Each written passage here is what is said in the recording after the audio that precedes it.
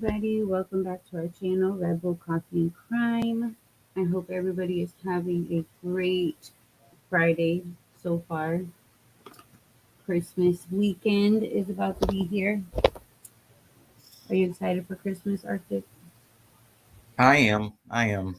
Is the weather still bad? It didn't get bad here, really, but Mm-hmm. I'm supposed to go to Fayetteville tomorrow, and Northwest Arkansas got hit really hard. And so I'm trying to make sure those roads are okay before I make that trip. And it's still like Arctic chilly out there. I mean, it was 3 degrees this morning when I woke up. Oh, hell no. What the fuck? I can't. Hey, Bethia. How are you? Um, yeah, that's definitely, I could not do that. I think it was like 15 degrees here. But no rain. I mean, no, yeah, rain, snow, ice, nothing. Well, my dumb ass went out and did grocery shopping. Hey, at least you didn't have to rush up a big hill with a trash can, bust your ass, break your phone. Oh my God. All that in like a sports bra and some shorts. I looked crazy.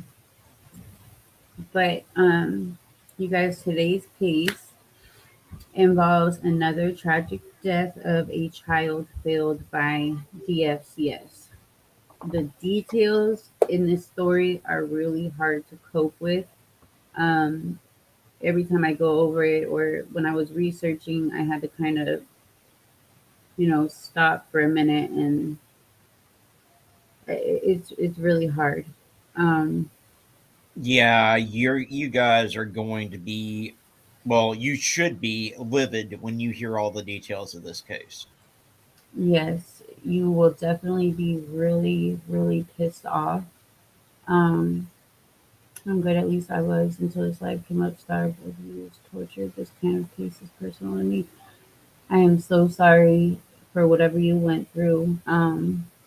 These stories have to be told. There has to be a change with CPS or with our system in general. There has to be something done. Um, so telling these stories, we're just hoping just to bring awareness. You know, it's a really hard thing to talk about as well. But we will be talking about Noah Cuarto, a 4-year-old little boy who was from LA. Um, he was murdered in 2019. This case was featured at the end of the Netflix docuseries The Trial of Gabriel Fernandez, um, because Noah met a nearly identical fate as Gabriel 6 years later in the same county. How can the system fail Noah and Gabriel and even, Anthony Avalos in such a short amount of time? It's not even just them, it's hundreds of kids all across the world. Um, alone, it's in California, it's estimated that 150 children who have had contact with DFCS um, still died under abuse or neglect since 2013. Um, that shouldn't even be a number. These people are supposed to be protecting our children, and they're not doing that at all. No, because they are too concerned with keeping them with their parents and less concerned about doing what's right for the child. Yeah, it's it's just a paycheck for them, unfortunately. Um, I this there needs to be change or better judgment. Definitely needs to be both. These details you will um let me just get into it, and then we'll speak about everything that happened. So Noah Cuarto, he was born on August 20th, 2014, to the parents Ursula Juarez and Jose Cuarto. He was the middle child between two other siblings. Ursula and Jose met in high school. It was a match made in hell. It was toxic, dysfunctional. They were really young, but Ursula went on to have her first child, which was a girl at 18. While pregnant with Noah at the age of 20, um, Ursula had been accused of abusing her daughter.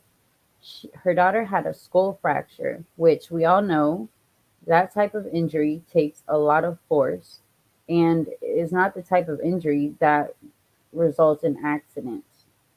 Like for a child to have a skull fracture, that's not good at all. Um, there was one good caseworker in the beginning on this case, and that caseworker at the time um, arranged for Noah to be taken from Ursula right when she gave birth to him. So she gave birth to him. They took him right, out of her arms. He spent his first few weeks bouncing from foster home to foster home. Being that young, having no stability, not feeling any kind of real love, I just can't imagine. You know,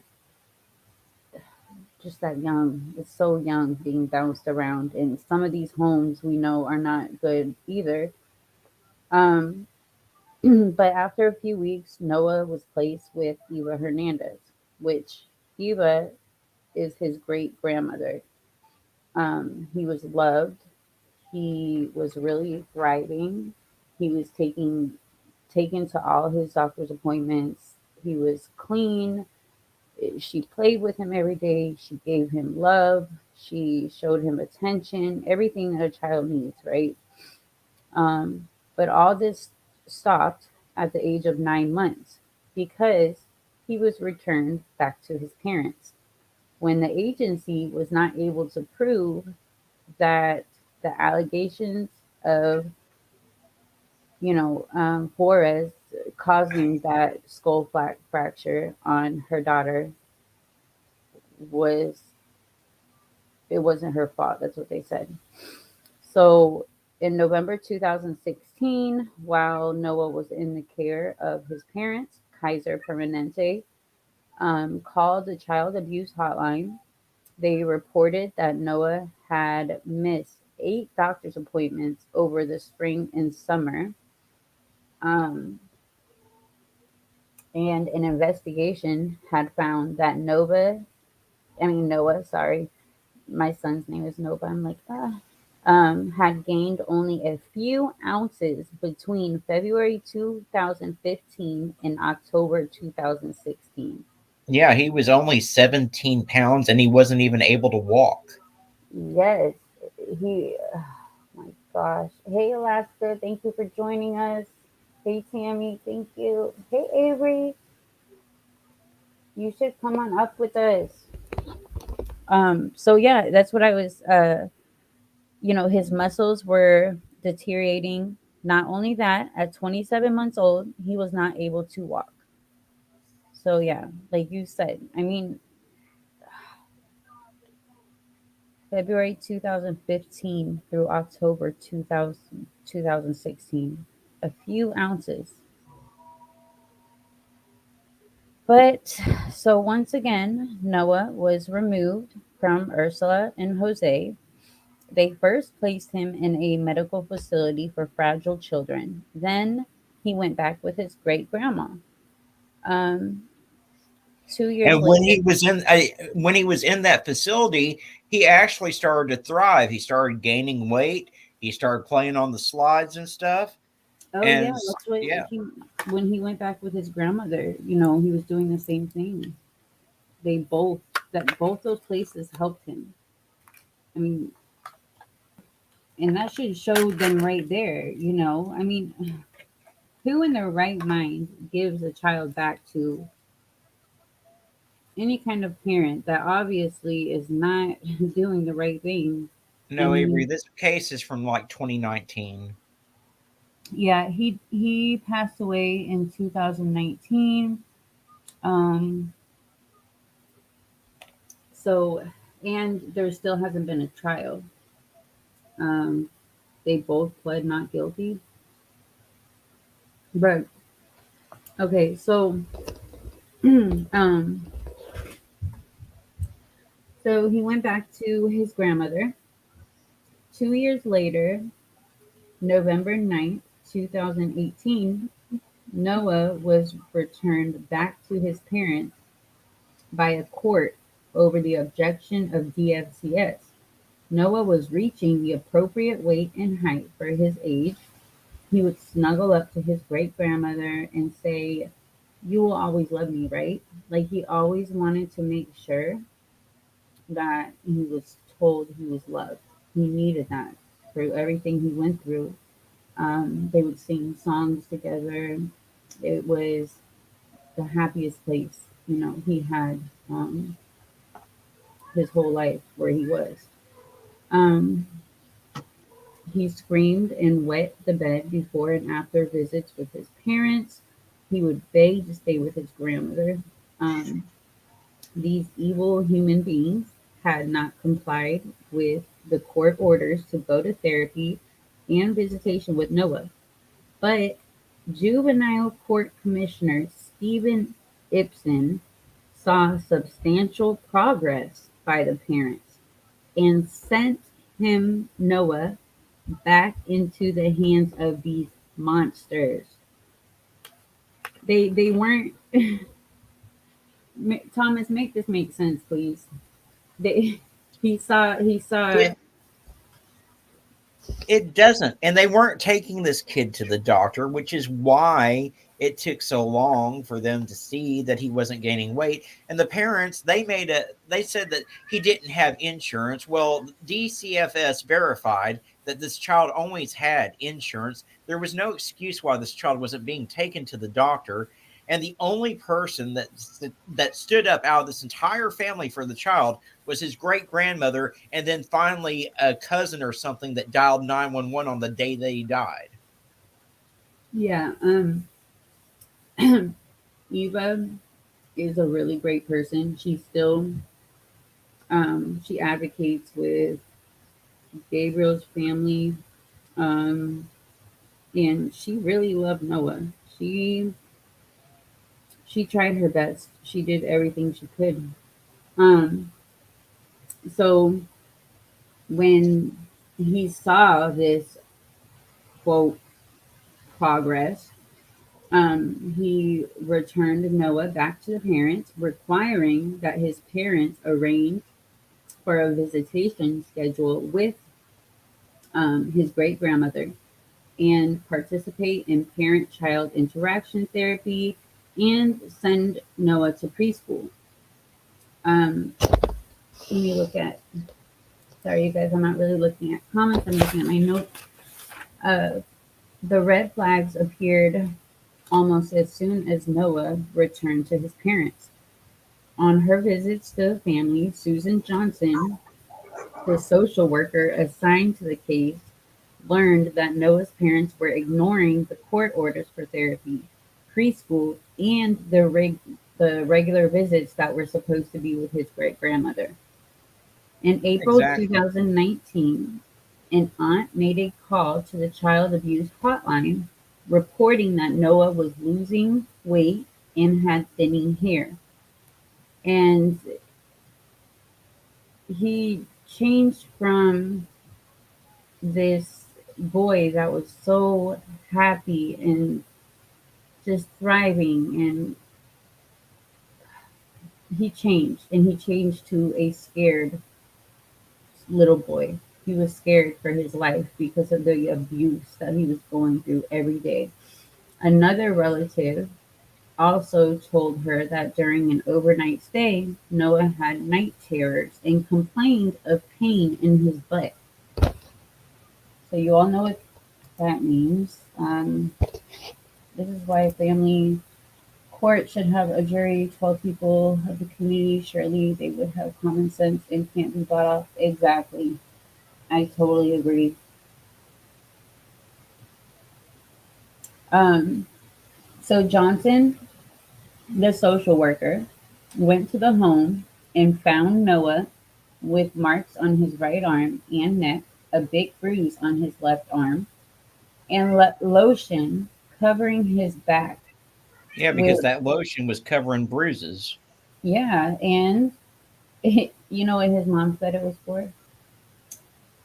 His eczema. Bullshit. When Johnson asked what happened when he did something wrong, Noah said, I get hit, but he quickly retracted. She tried the same question again and got the same answer, answer. And his characteristic of a scared, abused child is what she got from, you know, talking to him. So back at the office, Johnson met with her supervisor and a senior administrator who told her to file a petition for removal. Um, but it was not Johnson's job to assess the truth of allegations. She was a continuing services children's social worker in DFCS lingo, whose job was to monitor and assist the families in their journey toward a safe home and case closure. The duty of investigating the allegation fell to an emergency response children's social worker known as CPS. Um, so this lady was named Maggie Vasquez. When Vasquez visited the family, Juarez told her, which is the dad, that Noah got his injuries by falling off of a bunk bed. She also told her in tears, oh no, Juarez, I'm sorry, is the mother, that Johnson and DCFS had been persecuting her. Noah Yeah. denied Yeah, like abuse. she's the victim. Oh, yeah. It gets to later on, you guys, it gets to these, this caseworker is a big piece of shit. Um, And this mother is a pathological liar. She lied about two different pregnancies and shit. And what will boil down to is that the father didn't think he was the biological father, and that's why yep, he targeted Noah. And then a DNA test later proves, lo and behold, mhm, guess what? Ding, ding, ding! You are the father. yep. And I really think that, I mean, that was just, he was trying to come up with an excuse, which is not an excuse. There's no excuse to ever Yeah, do that. I mean, so he's not your kid, so you are molesting him, you're beating him, I can't with these people. Um, so Noah denied abuse, and a medical exam found that his injuries could have caused been caused by falling off of a bunk bed. Vasquez consulted with the social worker who worked with the family before Johnson, Lisbeth Hernandez, and Hernandez reported that she always had concerns for Noah. And this is the good caseworker, this Hernandez.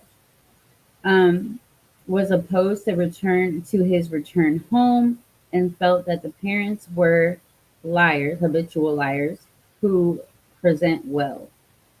According to the OCP report, she expressed concern about the existence of bonding between Noah and parents and believed he was the child in the family targeted for abuse.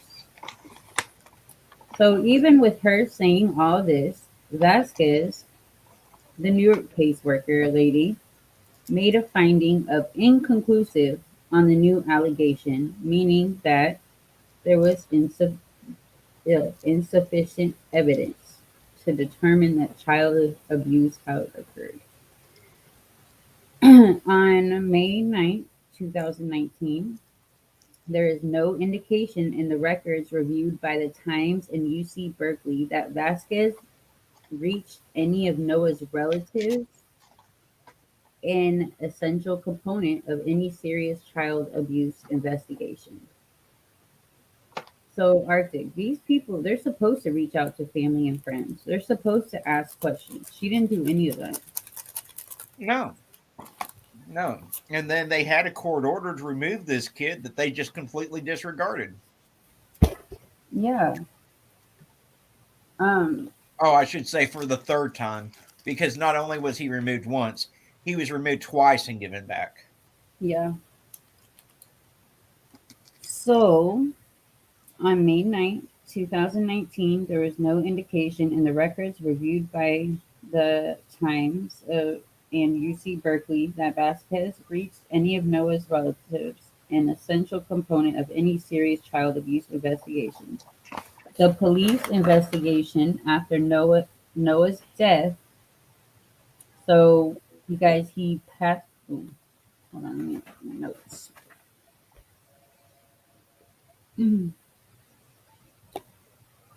So, that was in May, and on July 5th, 2019, the parents of Noah called 911 saying that their son had drowned in the pool at the apartment complex. But Noah, he did not look like a drowning victim. He No. had clothes on. He had Well, dry clothes on. yes, he had signs of strangulation, old and new rib fractures, bruises across his chest, arms, legs, and a large mark on his forehead. The cause of death was ruled as suffocation. His parents right now are facing trial for murdering and torturing him. Um, let me go. Hold on. All right. Oh, um, so 3 days prior, I'm gonna go over where it talks about 3 days prior to that, that lady that we were talking about, Vasquez or whatever, she writes a statement. Um, hold on. Oh, you guys, and they didn't go to jail till September. So he died in July, and they got arrested in September. But let me find this. Hold on.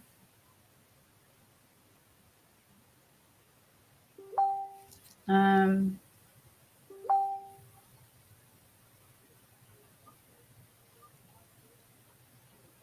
hold on. Because 3 days before his death, I didn't have time to write it down because I was trying to get all this. Um, the caseworker.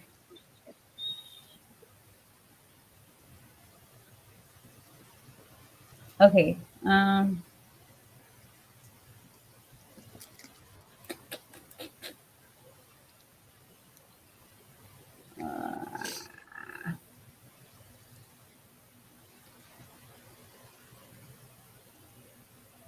oh, this is gonna make me so mad.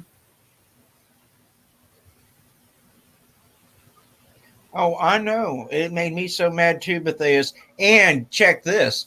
They later found text messages between family members that were alarming, that they knew that this abuse was going on. They found text messages between the mom and the dad saying how the dad had almost killed him several times prior to him succeeding. Yes, and oh my God, I'm trying to find the part. Okay, so like 3 days later, this caseworker writes something in the notes that there is no danger in the home, that he is fine because they wanted, there was like an emergency order to take him out. But she said that everything was fine and this and that. And then 3 days later, he passed away. It was in So, California, Tammy. California. um, so other, let me read this. Prosecutors said Monday in court that Noah had fresh blood in his rear end, a fractured vertebrae, lacerations on his liver, fractured ribs, bruises all over his body. Prosecutors also allege that these injuries were inflicted in front of Noah's siblings because I remember I said she had, that Noah was the middle sibling, but there was other kids, but they never really said what happened to the two other ones. I know that she was pregnant with the brother and she hid her pregnancy. She didn't go to one doctor's appointment. She also tried to flee the hospital after she had him. Um, so my daughter was. This is a quote from the mother's mother. My daughter was a good mother to her kids. She never hurt her kids, and she never raised her voice or her hands to her kids. Ursula's mother, Sylvia Flores, said outside of court, sobbing as she spoke. I don't care what anybody says. That's my daughter. She's innocent. Other family members in court said they took care of Noah at various times during his young and short life. When he was taken from his parents' custody, they also claimed that Noah would refuse to go back home. The arrest and charges came 2 months after Noah passed away. Noah was airlifted to Palmdale Regional Medical Center and then to Children's Hospital, Los Angeles, where he died on July 6th. Um, so, based on his injuries that we just talked about, the deputies deemed the death is suspicious and opened an investigation.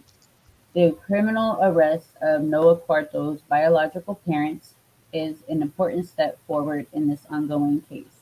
Since the moment I learned of Noah's tragic death, I committed to hold all um, negligent parties accountable. I'm ensured full transparency during this investigation. We've highlighted areas to improve and have already implemented meaningful reforms. I'm grateful to the Sheriff's Department detective who worked around the clock investigating Noah's death. I'll continue to be engaged on this case with the sheriff and the district attorney. So his parents were questioned at the time, but not arrested until September 26th. A removal order that could have taken the boy out of the home was issued in May, but it was never Mhm. executed. The order was submitted to a court and approved by a judge. The boy died, well, Noah, they keep saying the boy. Noah died about 2 months after the order was issued. Um,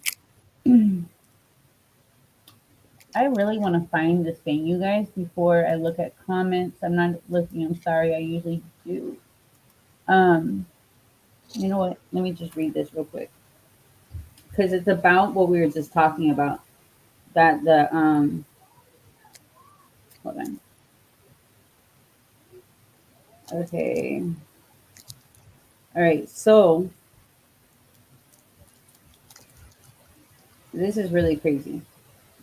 Um.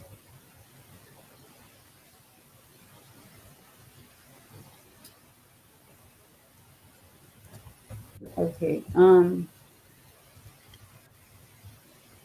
Oh, the reporters found something very telling in Vasquez notes. She quoted Flores as saying, "Why would we want to hurt our baby when we just got him back? I have had this case open for 4 years and I have only been told I'm good enough wait, and I have been told I'm good enough to only have my two kids, but not Noah. How does this make any sense? And apparently, Vasquez agreed. She must have never learned about the well-known phenomenon of one child in a family being targeted for abuse, as well as attachment problems that can ensue when an infant is apart from its mother from birth. Information that one hopes is included in training for CPS workers everywhere. So perhaps even more important than the bias issue, because they try to say that they were biased and they were, They were trying to play the race card. They said that DCFS is more biased towards people of color.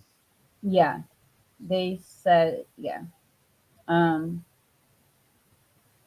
I'm trying to find. Okay, so he said Noah's parents were victims of DCFS. I feel like as a department, we have been picking on this family. She wrote on July 3rd. 3 days later, Noah died.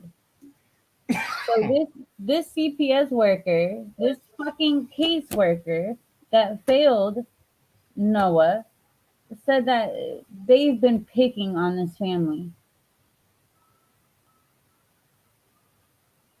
Well, here's the deal.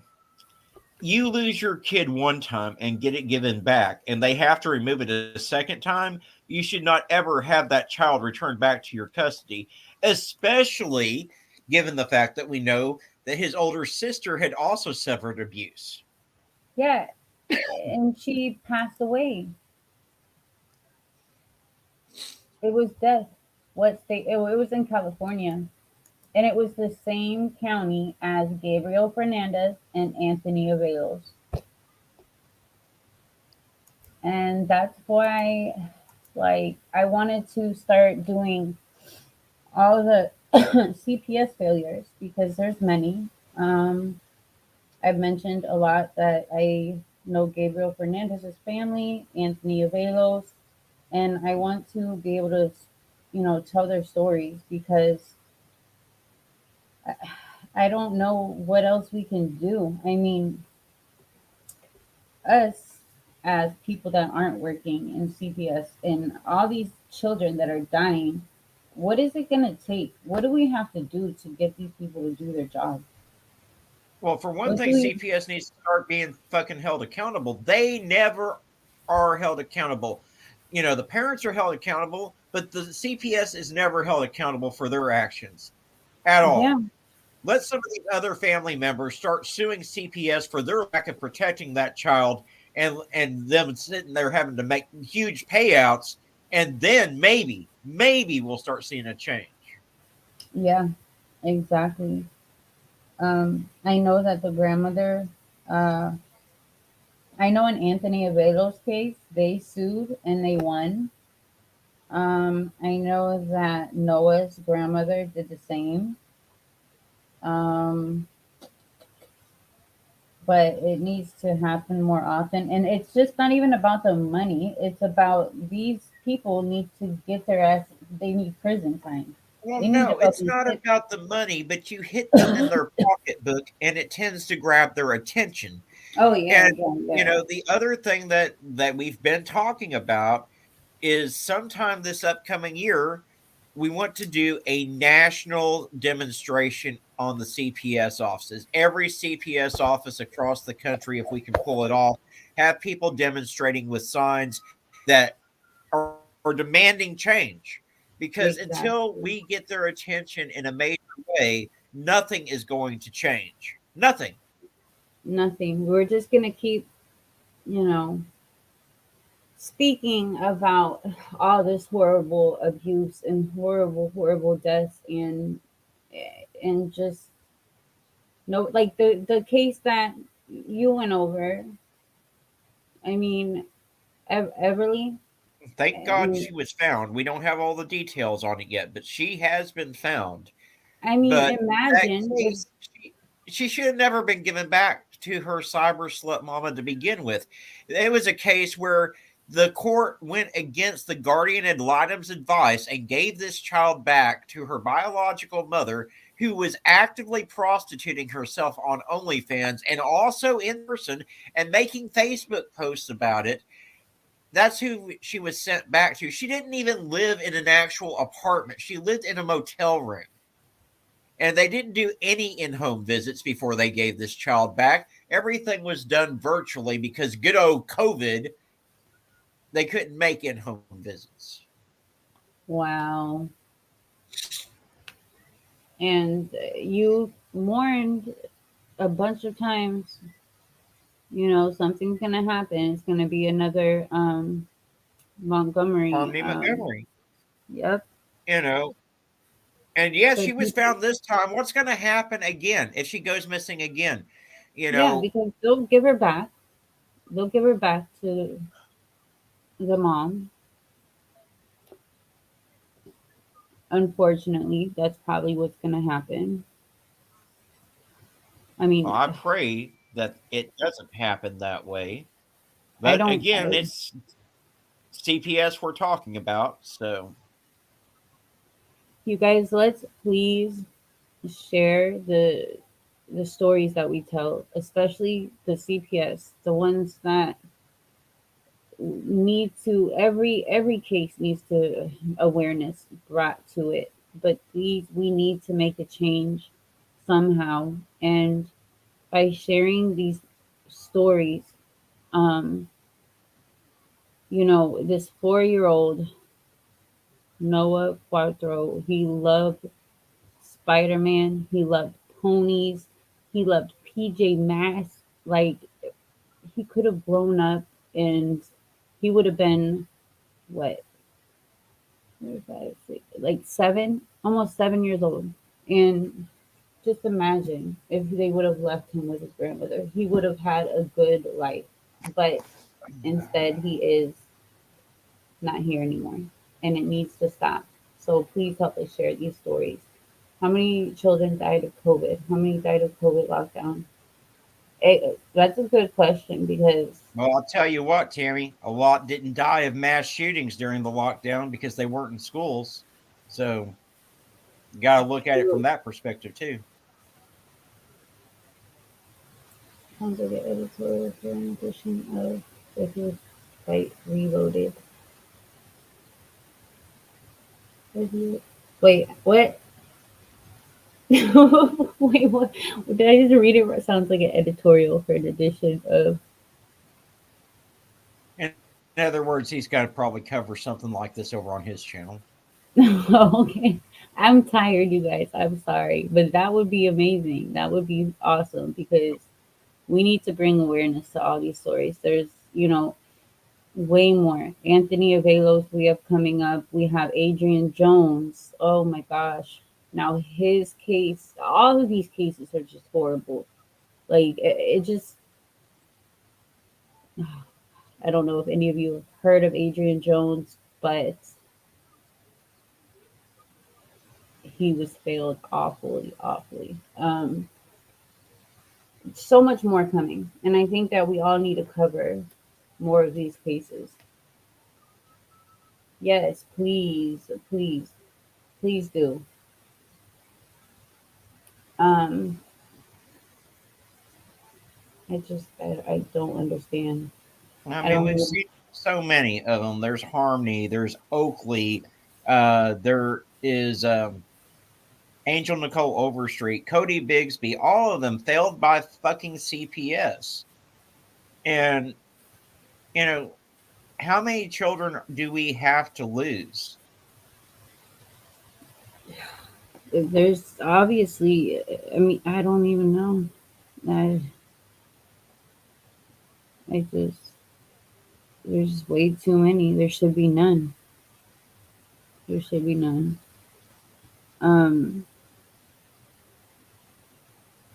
what was that other one? There was another case.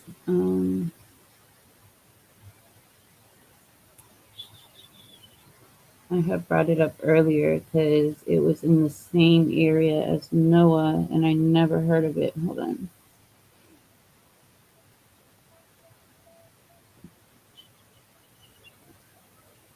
Maybe some of you guys can do some research because um,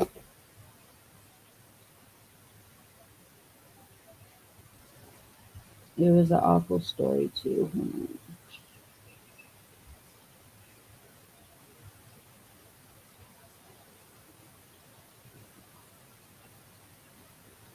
Um,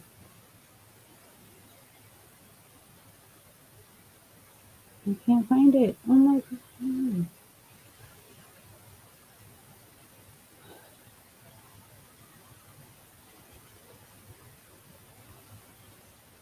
Okay, I will find it and I'll send you information and we will have to do a video also. It was a little girl. Um, I don't know. But yeah, Ariel Sellers, Hawaii. Can you email me a list of kids at DSCS? Yeah, we could definitely do that. There is so many. Let's get these out. There is Betias. Is that how you say it? Matthias. Betias. There's the link. Um, we really appreciate you guys. Bethea, do you have your email in your like about section in your videos, or do you have it, Arctic? Want my email? Bethea's. I've got his channel link in my channel in my description, I think, but I don't have anyone's emails in my channel. I mean, oh, I didn't know if you talked to him outside of here. Oh, you do have it on your about I, section. I talk well. I've got his channel listed as in my recommended channels, and I also talk to him on Twitter and everything. So Okay, yeah, we'll definitely get together and put a list. I have a few already that are set to be. I think I have Adrian's tomorrow, and then I have Anthony Avalos sometime this week. There's way more, but yeah, we'll definitely get a list together. Do you have anything else you want to add, Arctic? no, we've just got to start striving for changes in this country. CPS reform, Amber Alert reform. There's so many changes that we need to do. Um, yeah, aerial sellers is another one that CPS failed. They should be out. The adopted parents going to trial. CPS failed. I have never heard of Ariel. I will have to look. We can definitely do a story on her. We will definitely. Our parents going to trial. They should be out. The adopted parents. What happened? Oh, let me refamiliarize myself with that one. Ariel Sellers. So Isabella Kalua, also called Ariel Sellers, was a 6-year-old girl who was Yes, allegedly killed by her new parents, as indicated by Honolulu Rupture Police. Hold on, let me click on it. there's a video in my playlist under both Ariel's name, I think, and there's another one under the Isabella Kalua that I've Oh done. wow. So Loa was captured at the couple's home while her partner was captured at the Pearl Harbor shipyard where he worked. The couple revealed that Isabella disappeared on September 13th, which started a large investigation. I'll have to definitely read into this. And like Arthur just said, he has videos on her. Um, this is something we might want to do again, just to talk about. I've never heard of this case.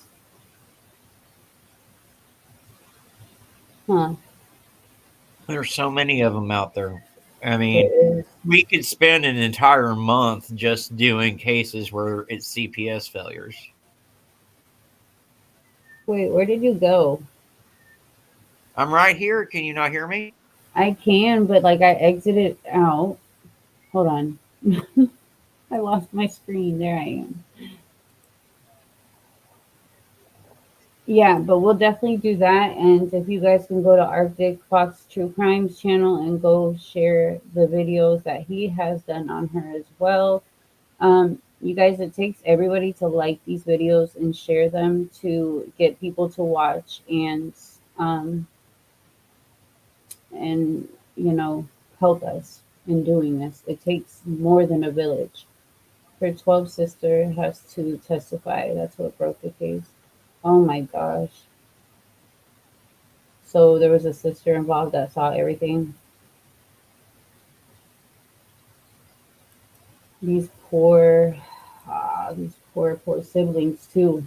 I know Anthony Avelo's siblings are so traumatized. And the aunt and the uncle that wanted him,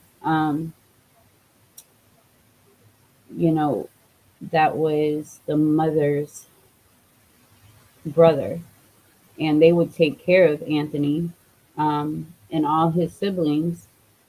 I think he had six.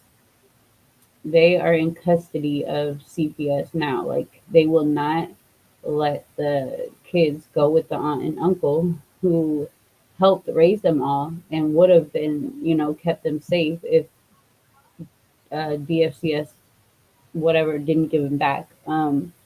They won't let them go with them like until after trial, and trial keeps getting pushed away, like pushed back, and they're gonna have to testify and do all that stuff. So I feel horrible for them. And that's the thing, and that's the trend that I see in all of these cases is that there are family members that dearly love these children that want to take them, and instead they keep getting given back to the pieces of shit that abuse them. Yeah. Um, Gabriel's family, his siblings are with an uncle, and they are doing well. They're in counseling. They, they still feel horrible, horrible, horrible. Like, obviously, it takes years of counseling therapy for them. Oh, Um, they'll never be right in the head. You can't no, experience something like that. You can't witness something like that and ever come out of it unscathed. I mean, you're always going to have PTSD for the rest of your life. yeah. And for them to come out and testify, it's just so brave. It's at such a young age. Um, and some of these kids think it's their fault. Like Gabriel's sister thought it was her fault, but they're young. You know, um, they were scared for their lives as well. My word for those parents in title only. Yeah, monsters, sperm That's donors, it. egg donors. Yep, They ain't parents. exactly. Well, you guys, thank you so much for joining us. I'm so exhausted, but we really appreciate it. Please give this video a thumbs up. Please give it a like. Um, we really, really appreciate your support. And if you haven't, please go subscribe to Arctic Fox True Crime. Um, but I'm so bad at names. Bethea, Fight Reloaded, Checking Convictions. So many good creators out there that definitely deserve like support in helping getting these cases out there. So thank you guys for coming. We will see you next time. I Tomorrow is Adrian Jones's. So please, if you guys want to go watch that tomorrow with us, go hit the notification button. Yeah, now I And don't know if I'll be here for that one because I do have to go out of town tomorrow. I'm oh supposed to go. shoot. Well, I'm supposed to go to Fayetteville. It's an hour-long drive. I'll probably leave here around 11 my time, so it'd be about let's see here. You're an hour ahead of me. So it'd be about noon your time, and I'll be back probably, hopefully, about 1:30. So about 2:30 your time. Wait, I will have shoot. We celebrate Christmas. It's like a Hispanic culture thing on New Year's Eve. So we go to my mother-in-law's house and we're making tamales all day and staying up till midnight. Then they open presents. Then we go home. Then I go to my mom's. So I might have to reschedule for Monday. I keep forgetting tomorrow is Christmas Eve. Uh, Well, but I will hold on. I definitely gotta look. watch my. Here we go. Yeah, my kitty is wanting attention. He's being I very hear vocal. that. Well, think. Well, if I do it, because I don't know what time we are going. I will make sure I let everybody know before. Um, I'm not sure. This weekend is so hectic, but yeah, thank you guys for joining. I hope everybody has a great weekend. And remember, if you see something, please say something. Nothing's too small. Absolutely.